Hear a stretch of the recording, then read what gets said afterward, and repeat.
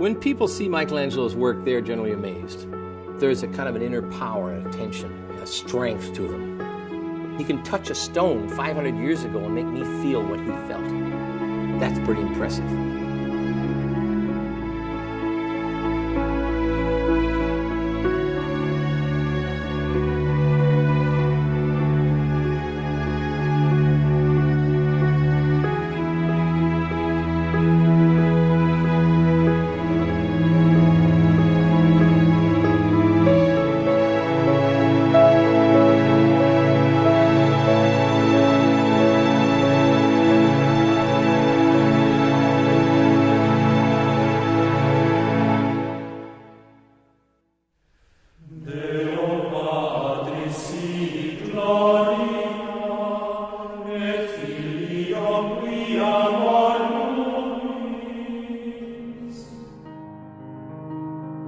Michelangelo produced a number of what they call bozzetti.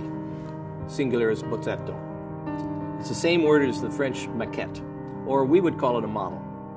It was a little sketch, usually held in the hand, of a fairly malleable material, like clay or wax. They're most fascinating because most of them don't have any heads, and some of them don't have any arms. They're simple torsos in very twisted tension poses.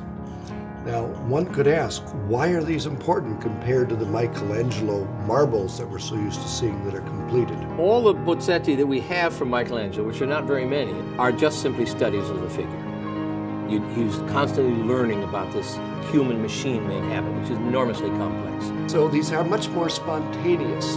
They're directly from the artist's mind, directly from the artist's inspiration. But in their day, they were greatly regarded. Michelangelo's bozzettos were collected in his own lifetime. In fact, many artists would come to Michelangelo studios to see the bozzettos, not the finished pieces. Artists in general, so-called realistic artists in general, realist artists, are not that concerned with capturing reality as they are with making a work of art. When a person makes a drawing or a painting, they have to tell a lie.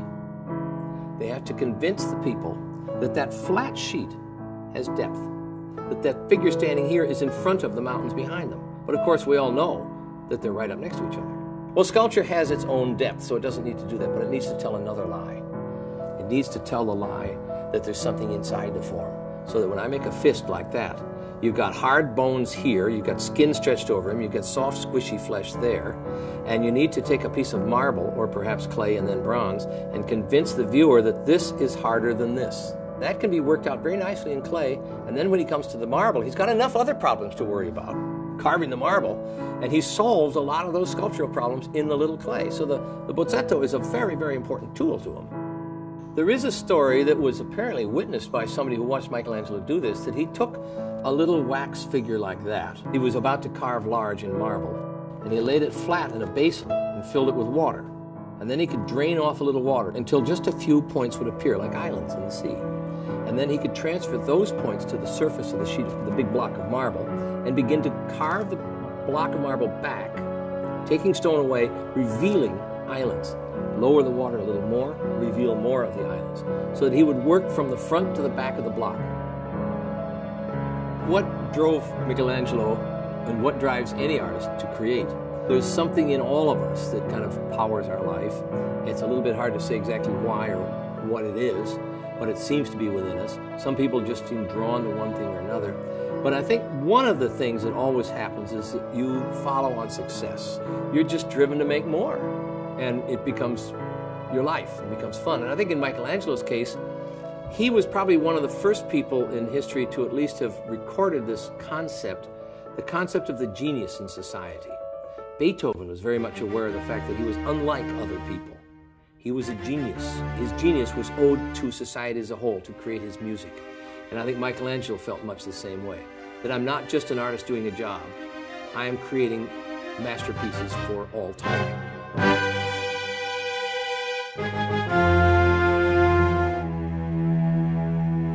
The project that's going on is taking these bozzetti, which are in many cases very fragile, and making them into a non-fragile material like bronze, which can be sold to give money back to the institution so that they can afford to continue to preserve the pieces, because it costs money to keep up a building.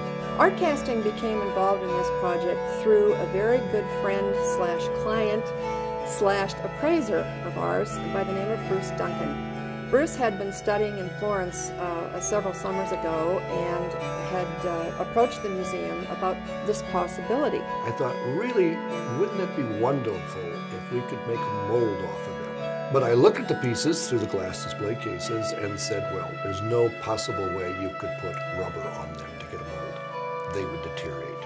In fact, they can hardly even be handled.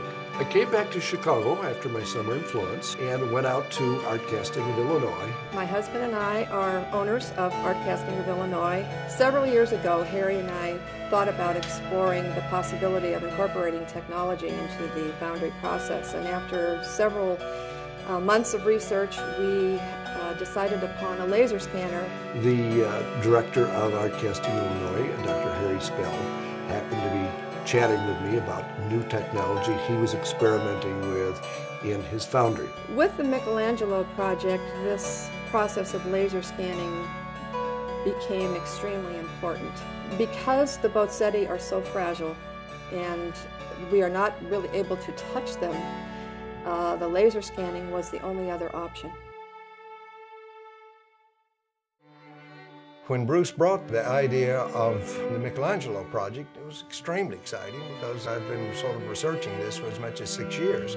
And now is an opportunity to bring to fruition much of that research in a much more positive way than simply enlarging a small piece in styrofoam. We made arrangements with museums to take the pieces out of the display cases and put them by the windows where we had direct sunlight, and spent the next day scanning them. So as we approach these pieces by Michelangelo, their historical importance, their importance as an artistic expression, it overwhelms both me as a technician documenting this case, and I think all surrounding the operation. The curators were bringing the Bozzetti up with white gloves on and putting them on the stand for us to laser scan.